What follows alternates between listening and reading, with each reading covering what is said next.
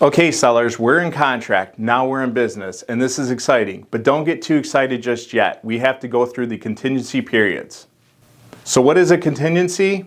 A contingency in an offer is when a buyer and seller have an accepted offer, but the final sale is contingent upon certain criteria being met.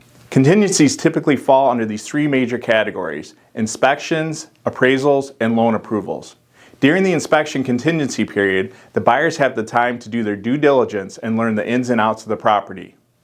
They usually have home inspections, pest inspections, roof inspections, and sewer line inspections, to name a few. Also, if there's land involved or there's a septic or well, they may choose to do those inspections as well. Typically, an inspection contingency time period can range between 7 and 10 days, give or take, depending on what's been negotiated between the buyer and the seller. During this time frame, the buyer can back out of the home if they are not happy with what they discover on any of the reports, disclosures, or inspections, or the buyer could ask for repairs to be done or even ask for a credit from the seller at closing in lieu of repairs.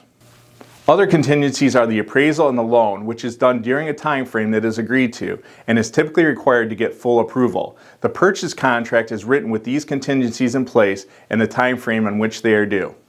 Now, we always try to avoid these scenarios by negotiating agreeable terms up front with both parties. And for some reason, if the buyer is not able to qualify for the loan fully, or if the home doesn't appraise, the buyer can also back out.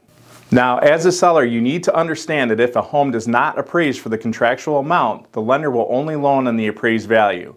If this happens, the buyer can either come up with a difference in the amount if they're willing to, or we may have to renegotiate a purchase price that is agreed upon between both the buyer and the seller.